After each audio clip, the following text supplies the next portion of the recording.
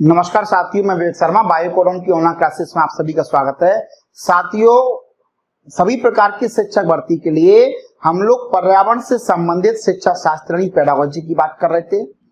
Last class में आपको pedagogy के बारे में बताया था कि शिक्षा शास्त्र होता क्या है, पर्यावरण शिक्षा किसे कहते हैं और पर्यावरण शिक्षा क्यों आवश्यक है, इसके बारे में साथियों हम लोगों ने बात की थी।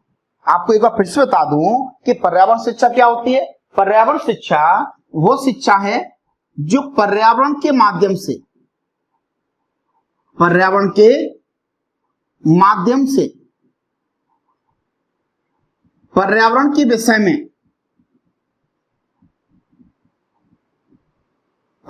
विषय में पर्यावरण के लिए दी जाती है। किसके लिए दी जाती है? पर्यावरण के लिए प्रदान की जाती है। पर्यावरण के लिए क्या की जाती है साथियों? प्रदान की जाती है। उसे हम लोग क्या कहते हैं? पर्यावरण शिक्षा कह देते हैं। लिख देते हैं पर्यावरण शिक्षा। इसके बारे में हम लोगों ने लास्ट क्लास में चर्चा की थी। पर्यावरण के माध्यम से अगर हमको बालक को पर्यावरण के बारे में सिखाना है तो पर्यावरण के माध्यम से सिखाएंगे, पर्यावरण के विषय में। और किसके लिए? पर्यावरण के लिए। क्योंकि हमारा मेन उद्देश्य क्या है? बच्चे को पर्यावरण के बारे में जागरूक करना। ध्यान रखना, पर्यावरण शिक्षा शास्त्र की जब भी बात चलेगी, हमें बालक को पर्यावरण के बारे में पढ़ाना है केवल दो चीजों को ध्यान में रखते हुए। आज के समय हमारी जो प्रकृति है वो प्रदूषित होती जा रही है। दो चीजें, हमारे जो प्राकृतिक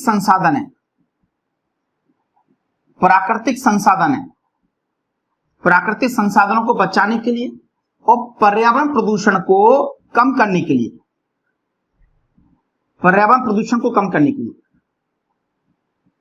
ये दो सबसे बड़ी उद्देश्य है। एक तो प्राकृतिक संसाधन, दूसरा पर्यावरण प्रदूषण। आज के समय मनुष्य क्या है? अपनी आवश्यकताओं के लिए प्राकृतिक संसाधनों का अधिक से अधिक उपयोग कर रहा है। प्राकृतिक संसाधन घटते चले जा रहे हैं। ये प्राकृतिक संसाधन है किसके लिए? मनुष्य के लिए, हमारे लिए, हमारे महत्व के हैं। लेकिन हमें इन संसाधनों को एक कंट्रोल मैनर के अंदर, एक नियंत्रित तरीके से इनको उपयोग करना है। अगर इनको अनियंत्रित तरीके से उपयोग किया जाएगा तो धीरे धीरे समाप्त हो जाएंगे। बात हमारी के नहीं, हम प्रकृति की देखभाल नहीं कर रहे हैं, पर्यावरण प्रदूषण बढ़ता जा रहा है। ये दो जो समस्याएं, ये सबसे बड़ी समस्या है। इन्हीं समस्याओं को ध्यान में रखते हुए हमें बच्चे को पेडागोजी पढ़ानी है, तो मतलब बच्चे को पर्यावरण के बारे में सिखाना है। क्लियर बात इतनी सी? कहीं कोई दिक्कत? ठीक है कि नहीं? यही तो सबसे प्रमुख उद्देश्य हमारे, जिससे हम पर्यावरण के माध्यम से पर्यावरण के विषय में और पर्यावरण के लिए क्या देते हैं? शिक्षा देते हैं। ठीक है कि नहीं? आपको एक चीज और बताई थी कि प्राथमिक स्तर पर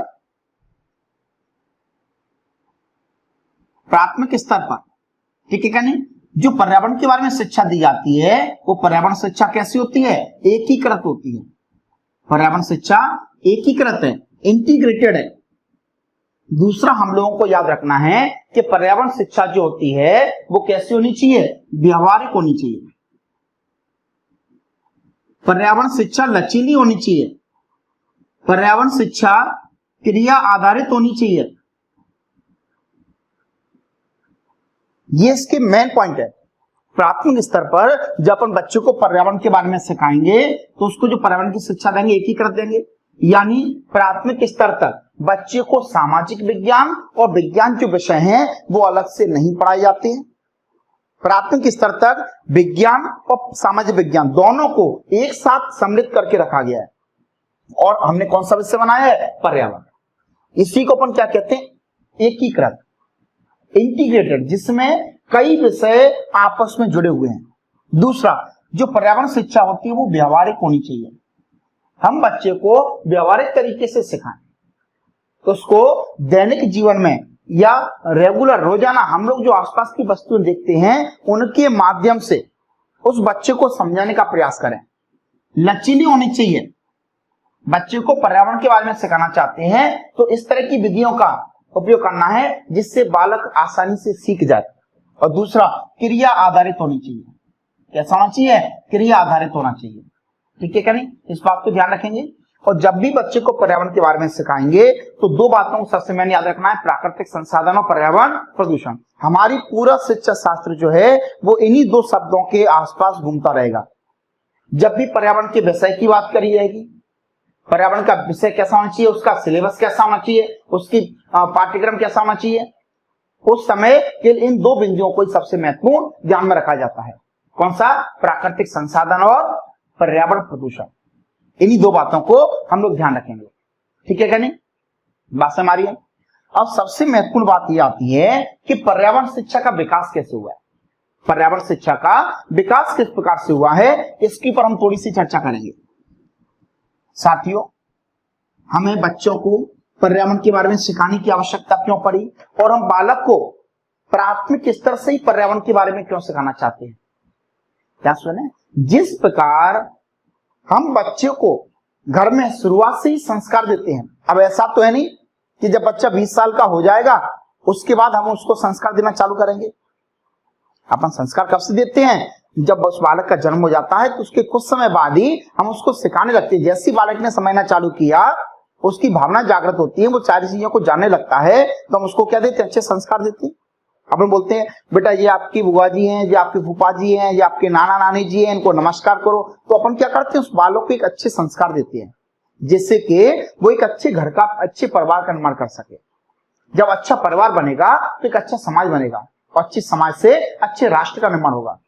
ठीक इसी प्रकार से हम बालक को पर्यावरण के बारे में बिल्कुल प्राथमिक स्तर से ही, शुरुआत से ही उसको जागरूक करना चाहते हैं। पर्यावरण के अंदर जितने भी घटक हैं, जो भी पर्यावरण के अंदर जीव जंतु पेड़ पौधे आते हैं, हम उनके बारे में उसको शुरुआत से उसका महत्व बताएंगे कि पेड़ पौधों का हमारे जीवन में क्या महत्व है। हम किसी बालक को पेड़ पौधों को तोड़ने के लिए नहीं कहेंगे, किसी जानवर को क्षति पहुंचाने के लिए नहीं कहेंगे। हम बालक को पर्यावरण के बारे में सोच से क्या करेंगे? सचेत करेंगे। हमें बालक के दिमाग में पर्यावरण के बारे में सारी बातों को उसके दिमाग पर बिल्कुल सेट कर देना है कि वो पर्यावरण के बारे में कभी भी गलत विचार ना लेके आए। वो हमेशा पर्यावरण के हित की बात करे, कभी भी अहित की बात ना करे। जब हम बालक को हमेशा ही प्रतिदिन पर्यावरण के बारे में जो अच्छी अच्छी बातें हैं उनसे रूबरू कराएंगे तो वो बालक भी क्या होगा? पर्यावरण के बारे में सभी बातों को सीखने लगेगा। ठीक है, बात समझ में आ रही है? ये बेसिक बात हम लोगों को याद रखनी है। इन्हीं के द्वारा हमारे प्रश्न बनते हैं। पर्यावरण शिक्षा के बारे में हम जितने ज्यादा से ज्यादा सुन लेंगे उतने अच्छे हमारे प्रश्न बनेंगे, और जितना कम सुनेंगे उतने हमारे प्रश्न कम बनेंगे। हमें केवल अपने मानसिक स्तर को डेवलप करना है। हमें सोचना है कि कौन सी चीज पर्यावरण के लिए उचित है और कौन सी चीज अनुचित है। हमें बालक को क्या चीज सिखानी है जिससे पर्यावरण के बारे में, पर्यावरण के प्रति क्या हो जाए? सचेत हो जाए। हमें बच्चे को या बच्चों को पर्यावरण के प्रति क्या करना है? सजग करना है। उसको पर्यावरण के प्रति क्या करना है? सजग करना है। उसको जागरूक बनाना है। क्या बनाना है? उसको जागरूक बनाना है। क्लियर है? उसे पर्यावरण के प्रति उसकी रुचियां बढ़ानी है।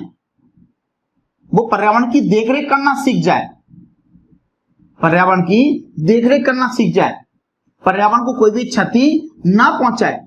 ये सारी भावनाएं हमें बालक के अंदर क्या करनी है? विकसित करनी है। क्लियर है? अब बात ही आती है कि इस पर्यावरण शिक्षा की आवश्यकता क्यों पड़ी। ऐसा नहीं कि पर्यावरण शिक्षा के बारे में आज को नई बात है। पर्यावरण शिक्षा को जो विकास हुआ है ये तो हमारे प्राचीन समय से होता चला रहा है। पर्यावरण शिक्षा का जो विकास है, हेडिंग डाल देते हैं आपकी, पर्यावरण शिक्षा का विकास। यहां से बहुत ही महत्वपूर्ण प्रश्न बनते हैं। पर्यावरण शिक्षा का जो विकास है आज को नई बात नहीं है। हमारे देश में तो लोग पर्यावरण के बारे में प्राचीन काल से ही कैसे रहे हैं? जागरूक रहे हैं। शुरुआत से ही उन्होंने हमेशा अपनी प्रकृति को अपने देवीय रूप में माना है। अपने पर्यावरण को, अपनी प्रकृति को, पेड़ पौधों को, जीव जंतुओं को किस रूप में माना है? देवी रूप में माना है। इस बात को हम लोग ध्यान रखेंगे। हमारी जो वैदिक ऋचाएं उनमें तो प्रकृति के गुणों का बखान किया गया है और उसके देवी रूप में प्रार्थना की गई है। ठीक है क्या नहीं? हमारा जो वैदिक काल है, वैदिक काल में जो वनस्पति होती है वनस्पति को हमारे क्या माना गया है, इसमें देवी देवताओं का वास माना गया। प्रकृति के अंदर हमारे देवी देवताओं का क्या माना गया है, वास माना गया है। इससे ईश्वर की वनस्पति एवं जंतु, ठीक है, ईश्वर की अद्वितीय देन कहते हैं। इसे ईश्वर की क्या कहते हैं, अद्वितीय देन कहते हैं।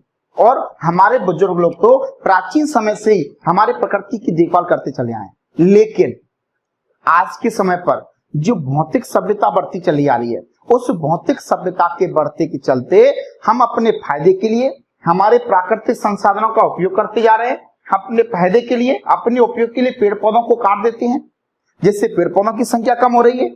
जानवरों को, जंतुओं को अपने उपयोग के लिए मार देते हैं। यानी व्यक्ति कैसा होता जा रहा है, भौतिकवादी होता चला जा रहा है। और हम प्रकृति की चीजों के साथ क्या करते जा रहे हैं, छेड़छाड़ करते जा रहे हैं, जिससे हमारी प्रकृति धीरे धीरे असंतुलित होती जा रही है। ये जो पर्यावरण के प्रति जो छेड़छाड़ है, पर्यावरण जो असंतुलन की बात है, इसकी तरफ सबसे पहले जो ध्यान गया था वो हमारे यूरोपीय देशों का गया था। सबसे पहले ध्यान किसका गया, यूरोपीय देशों का गया। यूरोपीय देशों ने सबसे पहले इसकी ओर अपना ध्यान दिया। उन्होंने क्या देखा कि हमारी जो प्रकृति है, लोग अपने फायदे के लिए प्रकृति को नष्ट करते जा रहे हैं। हमारी प्रकृति के अंदर जो संसाधन है, उन संसाधनों का उपयोग करते चले जा रहे हैं, ठीक है क्या नहीं, जिससे हमारी प्रकृति बेकार हो रही है। और उन्होंने सोचा कि इस प्रकृति को बचाना है। उस कार्य के लिए उन्होंने बहुत सारे संगठन बनाए, बहुत सारी योजना चलाई, जिनके तहत प्रकृति को बचाने का कार्य किया गया। प्रकृति को बचाने का क्या किया गया, कार्य किया गया। इस बात को हम लोग देखेंगे कि कौन कौन सी योजना चलाई गई, क्या क्या काम किए गए, ठीक है क्या नहीं। क्योंकि जो पर्यावरण की समस्या है, ये किसी एक विशेष व्यक्ति की समस्या नहीं है, एक विशेष समुदाय की समस्या नहीं है, किसी एक देश की समस्या नहीं है। हमारे पर्यावरण की आज के समय पर जो समस्या है, वो समस्या एक अंतरराष्ट्रीय समस्या है। और पर्यावरण को बचाने का काम किसी एक देश का, एक समुदाय का नहीं है। पर्यावरण को बचाने का काम पूरे विश्व का है। जब हम लोग विश्व स्तर पर कोई काम करेंगे, तभी हम पर्यावरण को बचा पाएंगे, नहीं तो पर्यावरण को नहीं बचा पाएंगे। और आज के समय भी इतना सब कुछ होने के बाद भी हम पर्यावरण को ठीक प्रकार से नहीं बचा पा रहे हैं, क्योंकि सभी लोग जागरूक नहीं है। सब लोग अगर अपना अपना योगदान प्रकृति के प्रति देंगे तो हमारी प्रकृति बची रहेगी, क्योंकि ये प्रकृति, ये पर्यावरण हमारे लिए है। अगर इसका हम सही सदुपयोग करेंगे तो हमारा पर्यावरण भी अच्छा रहेगा और हमारे पास कभी भी प्राकृतिक संसाधनों की कमी नहीं होगी। अगर इसका दुरुपयोग करेंगे, पर्यावरण को प्रदूषित करते जाएंगे, तो एक समय ऐसा आएगा जब ये प्रकृति ही बेकार हो जाएगी। इस प्रकृति के अंदर जीव जंतु, पेड़ पौधे रहने लायक ही नहीं बचेंगे। हमें इन्हीं सारी बातों को, जो बात मैं आपको बता रहा हूं, हमें इन्हीं सारी बातों को एक बच्चे के दिमाग के अंदर बिठाना है। उसके दिलो दिमाग में इस बात को सेट कर देना है कि पर्यावरण हमारा है, हमें उसको बचाना है। उसका पर्यावरण के प्रति क्या होना चाहिए, लगाव होना चाहिए। उसको बचाने का, उसके प्रति काम करने का उसके अंदर लगाव होना चाहिए, तभी हमारा पर्यावरण बचेगा, ठीक है। तो यूरोपीय देशों के द्वारा और अंतरराष्ट्रीय स्तर पर पर्यावरण को बचाने के लिए बहुत सारे कार्यक्रम किए गए। जैसे ध्यान रखना है, 1961 में विश्व वन्य जीव कोष की स्थापना की गई। विश्व वन्य जीव कोष की क्या की गई थी, स्थापना कब, 1961 में।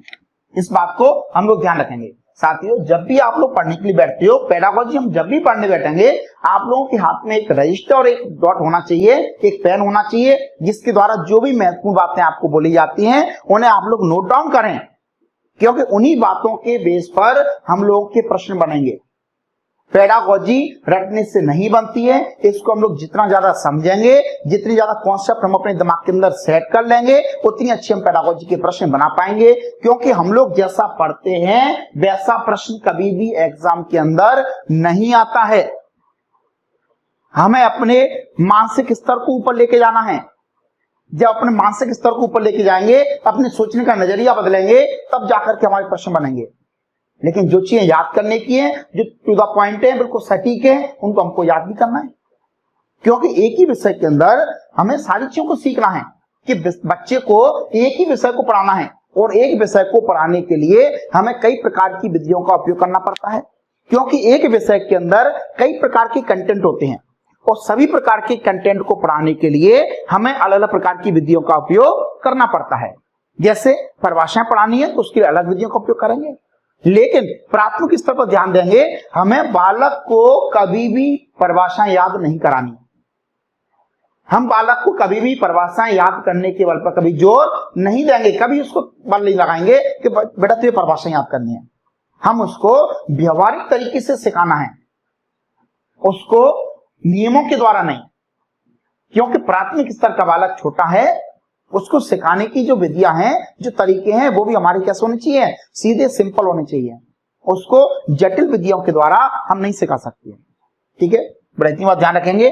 तो सबसे पहले पर्यावरण के प्रति सजग होने के लिए 1961 में किसकी स्थापना की गई थी? विश्व वन्य जीव कोष की स्थापना की गई थी, और जिसके द्वारा यह माना गया था कि विश्व के यानी जो वन्य जीव हैं उनको किस प्रकार सुरक्षित रखा जाए। व्यक्ति अपने फायदे के लिए जीवों का उपयोग करता जा रहा है, उनको हत्या करता जा रहा है, उनको मारता जा रहा है, तो उससे उनको कैसे बचाया जाए। तो उसके लिए 1961 में क्या बनाया गया? विश्व वन्य जीव कोष की स्थापना की गई थी, और 1963 में अंतरराष्ट्रीय जैव कार्यक्रम की शुरुआत हुई थी। 1963 में क्या हुई थी? अंतरराष्ट्रीय जैव कार्यक्रम की, अंतरराष्ट्रीय जैव कार्यक्रम की शुरुआत की गई थी। यह शुरुआत कब की गई थी साथियों? 1963 में। कब शुरुआत की गई थी? 1963 में की गई थी। ठीक है क्या नहीं? 1972 में संयुक्त राष्ट्र के पर्यावरण कार्यक्रम की शुरुआत हुई थी। 1972 में संयुक्त राष्ट्र के पर्यावरण कार्यक्रम की शुरुआत, संयुक्त राष्ट्र के पर्यावरण कार्यक्रम की शुरुआत की गई थी। इस बात को हम लोग ध्यान रखेंगे। ये सभी महत्वपूर्ण बातें जो कि हमारे एग्जाम के अंदर पूछी जा सकती है कि अंतरराष्ट्रीय जैव कार्यक्रम की शुरुआत कब की गई थी? 1963 में की गई थी। संयुक्त राष्ट्र के पर्यावरण कार्यक्रम की शुरुआत कब की गई थी? 1972 में। विश्व वन्य जीव कोष की स्थापना कब की गई थी? 1961 में की गई थी। इन सारी बातों को हम लोग ध्यान रखेंगे। और 5 जून बहुत ही महत्वपूर्ण, बहुत ज्यादा महत्वपूर्ण, 5 जून कौन सा दिवस है? विश्व पर्यावरण दिवस। कौन सा दिवस है साथियों? विश्व पर्यावरण दिवस। 5 जून 1977 को संपूर्ण विश्व में पर्यावरण दिवस का मनाना। 5 जून 1977 को संपूर्ण विश्व में पर्यावरण दिवस को मनाना। 5 जून को 1977 को संपूर्ण विश्व के अंदर पर्यावरण दिवस मनाया गया। इस बात को हम लोग ध्यान रखेंगे। और साथ ही साथ में क्या होगा? पर्यावरण प्रदूषण को रोकने के उपायों पर विचार किया गया। क्या किया गया यहां पर? पर्यावरण प्रदूषण को रोकने के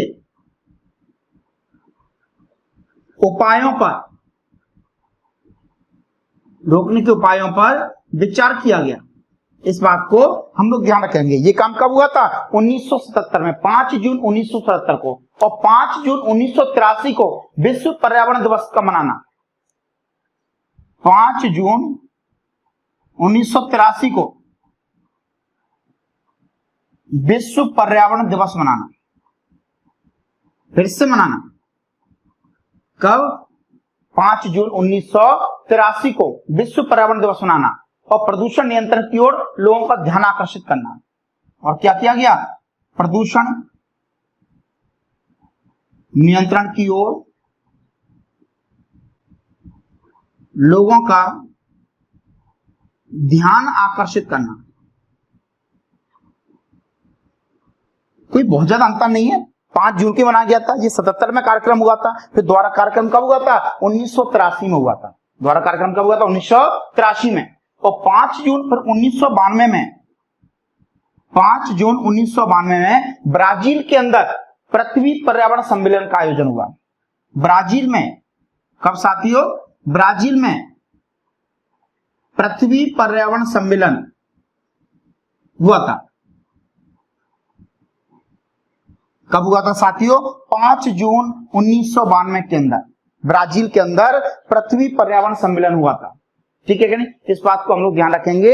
ये जितनी भी संस्थाएं हैं, जितनी भी गठन है, इन सब की देख रेख, ये जो कार्य हैं, इन सारे कार्यों को करवाने के लिए कौन है? दो विशेष संस्थाएं होती हैं। एक होता है यूएनओ, एक तो कौन सा अपना यूएनओ है, और दूसरा होता है यूनेस्को।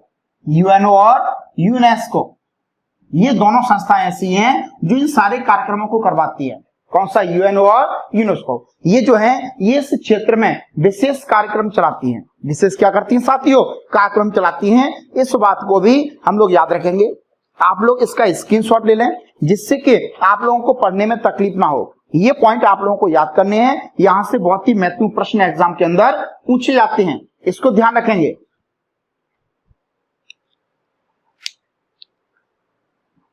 इन सारे पॉइंटों को याद रखेंगे।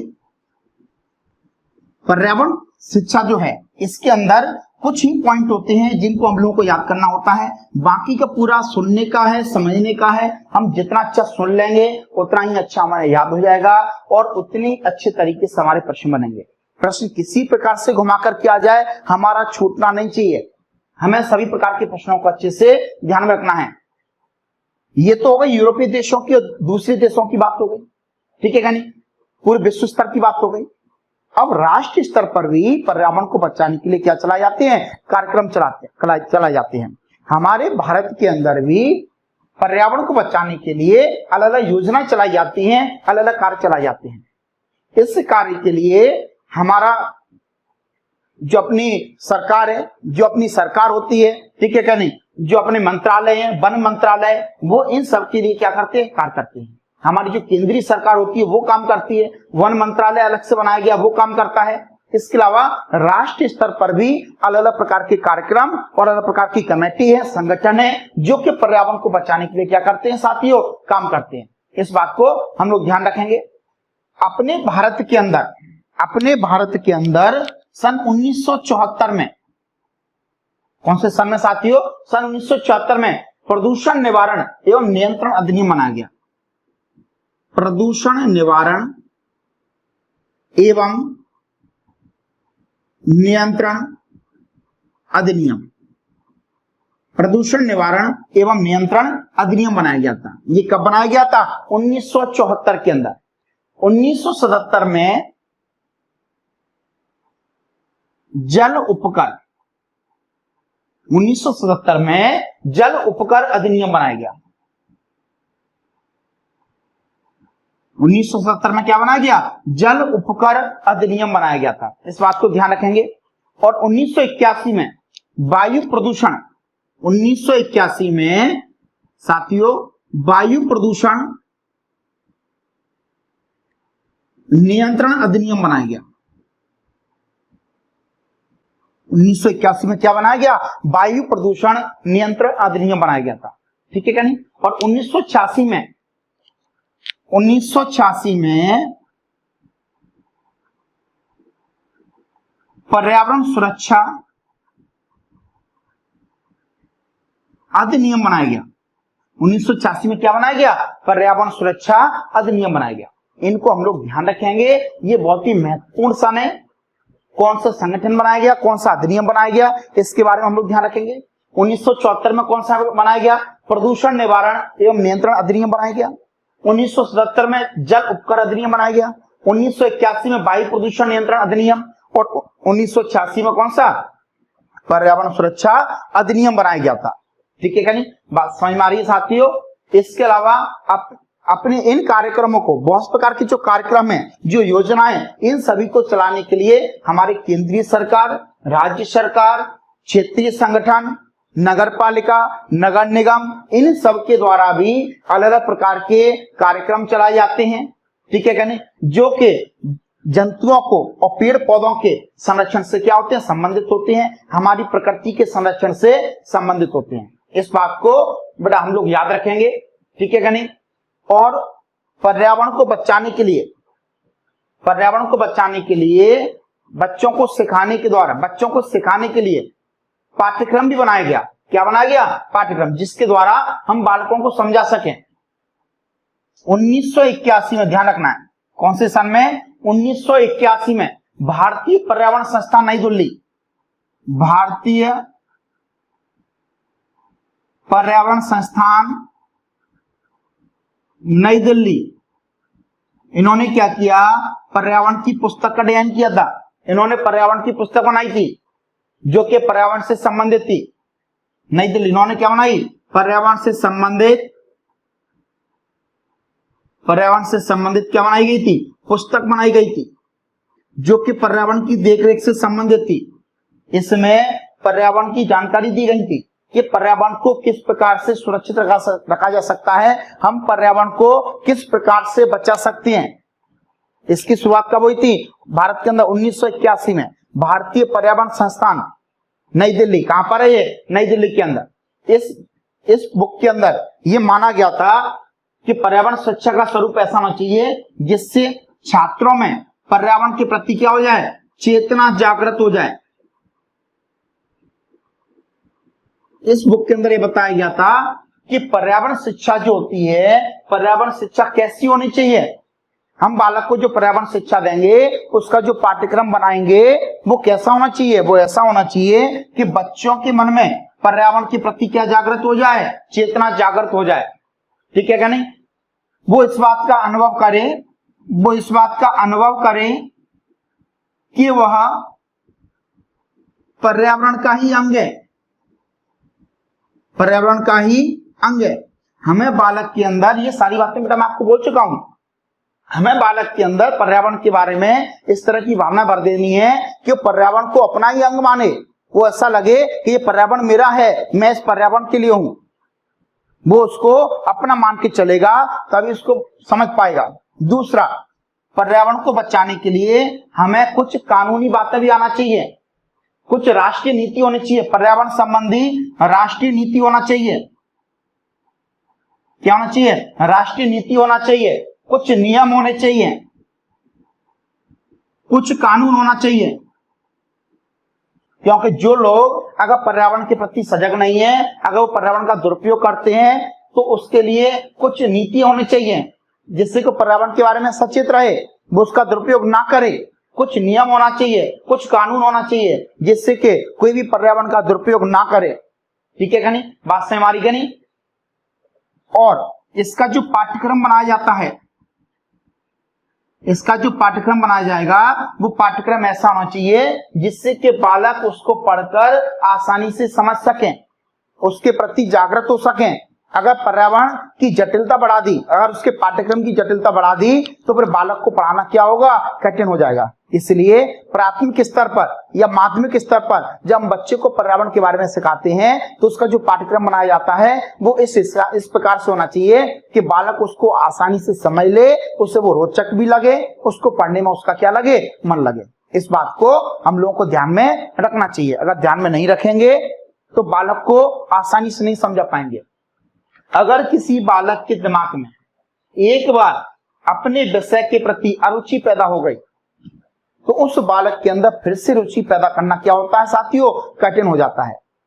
इसलिए ये शिक्षक का कर्तव्य होता है कि बालक के मन में अपने विषय को लेकर के अच्छी रुचि होनी चाहिए, वो अपने विषय को अच्छी प्रकार से समझे, उस विषय के प्रति उसका लगाव हो, तब जाकर के वो बालक उस विषय के बारे में पढ़ेगा। अपन खुद ही को देख लो, अपन सब लोग 5 विषय पढ़ते हैं, क्या सभी स्टूडेंट को 5 विषय एक बराबर लगते हैं? क्या उसको 5 विषय अच्छे लगते हैं? किसी विषय में रुचि ज्यादा होगी और किसी विषय के अंदर रुचि क्या होगी, उसकी कम होगी। किसी भी विषय के अंदर उसकी रुचि कम है, उसका कारण क्या है, उस कारण को खोजना चाहिए। जब उस कारण को खोजेंगे, उसका जब सही प्रकार से निदान होगा तो वही विषय आपको अच्छा लगने लगेगा। ठीक है क्या नहीं? क्या जो विषय हमको पढ़ाया जा रहा है, या जो विषय हम पढ़ेंगे या बालक को पढ़ाएंगे, क्या उसके लिए जिन शिक्षण विधियों का सही प्रकार से उपयोग होना चाहिए था, क्या उन्हीं विधि का उपयोग किया है? अब बालक को हम पर्यावरण के बारे में सिखाना चाहते हैं, तो अगर हम उसको कक्षा के अंदर व्याख्यान विधि दें तो बालक जल्दी सीखेगा, या उसको प्रायोगिक या व्यवहारिक रूप से दिखाएंगे? अगर पर्यावरण के अंदर ले जाकर उसको प्रायोगिक या व्यवहारिक रूप से दिखाएंगे तो बालक क्या होगा, जल्दी सीख जाएगा। कक्षा के अंदर कक्षा की जो गतिविधियां होती हैं उनके द्वारा उतनी जल्दी नहीं सीख पाएगा जितनी जल्दी अगर उसको हम व्यवहारिक या प्रायोगिक रूप से सिखाएं। भाषा हमारी साथियों। तो इस बात को हम लोग ध्यान रखेंगे कि हमें किस प्रकार के विषय को किन विधियों के द्वारा पढ़ाया जाना चाहिए। अगर उसी विधि के द्वारा पढ़ाएंगे तो हमको जल्दी समझ में आएगा। अब जैसे पर्यावरण का शिक्षा शास्त्र है, आप लोगों को सिखाना है, आप लोगों के दिमाग में ये भावना लेके आनी है कि बच्चे को पर्यावरण कैसे सिखाया जाए, उससे पर्यावरण के प्रति उसका रुझान कैसे बढ़ाया जाए। तो वो जब ही आ सकता है जब हम अपने विषय के प्रति रोचक हो जाएं, हम अपने विषय के प्रति अपना रुझान दिखाएं। ठीक है क्या नहीं? और रुझान कब हो सकता है? जब हम उसके बारे में हमेशा सचेत रहें, उसी के प्रति सोचें, उसके प्रति कभी भी गलत ना सोचें। ठीक है क्या नहीं? अगर हम बात कर रहे हैं पर्यावरण के पाठ्यक्रम की, तो पर्यावरण का पाठ्यक्रम जो बनाया जाता है उसमें केवल 3 विषय वस्तुओं को ध्यान में रखा जाता है। रटने की आवश्यकता नहीं है। अगर आप किताबों में देखोगे, अगर नोट्स के अंदर देखा जाएगा तो आपको पूरा एक पेज लिखा हुआ मिलेगा। कभी भी इंडेक्स को देखें, पहली क्लास से लेकर के 5वीं क्लास या 8वीं क्लास तक का भी देख लें। ठीक है क्या नहीं? अगर पर्यावरण के हम इंडेक्स को देखें, उसके सिलेबस के इंडेक्स को देखें, तो हम देखेंगे उसमें 3 मेन प्रकार के कंटेंट होंगे। एक तो बच्चे को पर्यावरण की जानकारी देना। पहले बालक को यह तो मालूम हो कि हमारा पर्यावरण होता क्या है, हमारे पर्यावरण के अंदर कौन कौन से विषय आते हैं। तो सबसे पहली बात तो ये कंटेंट का ध्यान रखा जाता है कि पाठ्यक्रम के अंदर वो सारी वस्तु चीजें आनी चाहिए जिससे कि बालक ये समझ जाए कि हमारा पर्यावरण क्या होता है, इस पर्यावरण के अंदर क्या क्या चीजें आती हैं। दूसरा ध्यान में रखा जाता है कि जो हमारे प्राकृतिक संसाधन है इनका किस प्रकार से उपयोग किया जाए। कौन से संसाधन ऐसे हैं जिनको फिर से बना सकते हैं, जो फिर से बन सकते हैं, और कौन से संसाधन ऐसे हैं जिनका फिर से निर्माण नहीं किया जा सकता। उसी आधार पर इनका क्या किया जाए, उपयोग किया जाए। तो प्राकृतिक संसाधनों को बचाना है। और तीसरा क्या है, पर्यावरण प्रदूषण। आज के समय पर प्रदूषण की समस्या बढ़ती जा रही है, सबसे बड़ी समस्या है प्रकृति के लिए। इसके लिए अंतर्राष्ट्रीय सम्मेलन तक होते हैं, बहुत सारी योजनाएं संगठन चल रहे हैं, फिर भी पर्यावरण को हम लोग अभी तक नहीं बचा पा रहे हैं। क्लियर है? तीसरी बात तो 3 चीजों को ध्यान रखना है। एक तो अपने पर्यावरण की जानकारी, दूसरा प्राकृतिक संसाधनों को किस प्रकार बचाया जाए, कि कौन कौन से प्राकृतिक संसाधन हैं, किस किस प्रकार के होते हैं, उनको कैसे बचाया जाए, और पर्यावरण प्रदूषण कौन कौन से प्रकार का होता है, उन पर्यावरण प्रदूषण को किस प्रकार से कम किया जाए। इन 3 विषय वस्तुओं को मेन में ध्यान में रखते हुए हम पर्यावरण का पाठ्यक्रम बनाते हैं। ठीक है क्या नहीं? साथियों, हमारी जो रेगुलर क्लासेस चल रही हैं उसमें अपन लोगों की पर्यावरण की क्लासेस चल रही हैं। हम लोग 2 टॉपिक कंप्लीट हो चुके हैं, पारिस्थितिक तंत्र और पारिस्थितिकी। अगला हमारा नया टॉपिक चालू होने वाला है पर्यावरण प्रदूषण और प्राकृतिक संसाधन। जब हम लोग प्राकृतिक संसाधन और पर्यावरण प्रदूषण के बारे में डिटेल में पढ़ लेंगे तो हमारा जो पर्यावरण शिक्षा का टॉपिक है ये भी बहुत आसान हो जाएगा, क्योंकि पूरे पेडागोजी के अंदर पर्यावरण की जो पेडागोजी है इसमें कहीं ना कहीं इन्हीं 2 बिंदुओं की पर बार बार चर्चा होगी, और इन्हीं से पूरी हमारी पेडागोजी जुड़ी हुई है, किसकी? पर्यावरण की। इसलिए इन 2 टॉपिक को भी हम बहुत जल्दी कवर कर लेंगे, जिससे कि आगे का शिक्षा शास्त्र आपको आसानी से समझ में आ जाए। ठीक है साथियों, इसके आगे हम लोग अगली क्लास में चर्चा करेंगे।